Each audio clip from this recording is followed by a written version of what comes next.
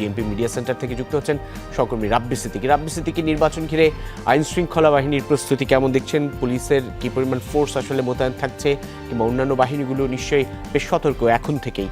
একটু বিস্তারিত আপনার কাছ থেকে তথ্য জানতে চাই। ধন্যবাদ সাইফুদ্দিন রবিন। আমরা কিন্তু দেখতে পাচ্ছি যে নির্বাচনকে ঘিরে আইন শৃঙ্খলা বাহিনীর তৎপরতা কিন্তু চোখে পড়ার মতো, এবং গত কয়েকদিন ধরে কিন্তু প্রত্যেকটি বাহিনী তারা মহড়া করেছে, তারা কিভাবে কোনো গোলযোগ দেখা দিলে তারা কিভাবে সেটি নিয়ন্ত্রণ করবে, এবং সেই প্রস্তুতি কিন্তু আমরা দেখেছি। সিলন টি রপ্তানিতে শীর্ষে।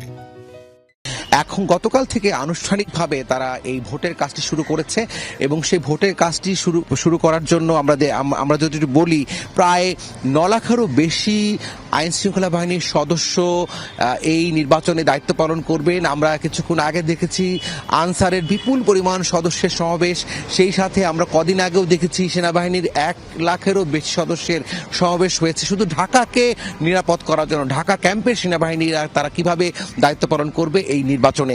এছাড়া আমরা আরেকটু যদি বলতে চাই যে আজকে কিছুক্ষণ পরে ডিএমপির পক্ষ থেকে একটি আনুষ্ঠানিক নির্বাচনী প্রস্তুতি, তারা কিভাবে এই নগরের যে ভোট কেন্দ্র আছে কয়েক হাজার, সেই ভোট কেন্দ্রগুলোকে তারা কিভাবে নিরাপদ করবে সেজন্য তারা এরই মধ্যেই তারা প্রস্তুতি শেষ করেছে।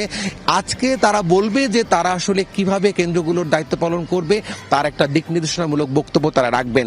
একটু যদি বলি যে কত সংখ্যক সদস্য এই নির্বাচনে দায়িত্ব পালন করছে, সেই সংখ্যাটা যদি বলি, আমি এর আগে বলেছি যে মহানগরীর প্রায় 2131টি ভোট কেন্দ্রের মধ্যে 1614টি ভোট কেন্দ্র কিন্তু অধিক গুরুত্বপূর্ণ। এই গুরুত্বপূর্ণ মানে এই ভোট কেন্দ্রগুলো ঝুঁকিপূর্ণ, এবং সেই ঝুঁকি মাথায় রেখে কিন্তু এই যে নিরাপত্তার যে দায়িত্ব সেই দিকটি তারা সেভাবে করে পালন করছেন।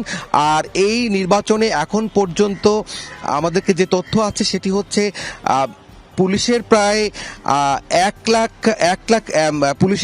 লাখেরও বেশি সদস্য মোতায়েন থাকবে। সেই সাথে থাকবে অন্যান্য বাহিনী, যেমন এখানে র্যাবের সদস্য আছে, এখানে আমরা দেখতে পাচ্ছি প্রায় 7,700 জন, এবং সেই সাথে আমরা দেখছি যে পুরো এই নির্বাচনী নিরাপত্তায় পুলিশ, র্যাব, নৌবাহিনী, বিমান বাহিনী, বিজিবি, কোস্টগার্ড সহ সকল বাহিনীর সমন্বয়ে একটি বিশাল টিম তৈরি করা হয়েছে।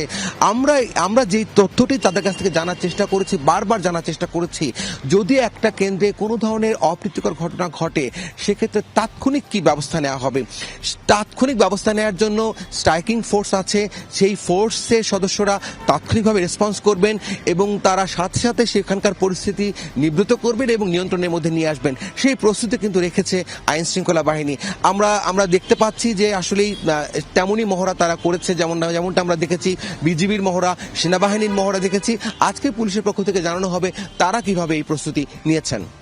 অনেক ধন্যবাদ সহকর্মী রাব্বি সিদ্দিকী জানাচ্ছিলেন পুলিশের সার্বিক প্রস্তুতির খবরাখবর।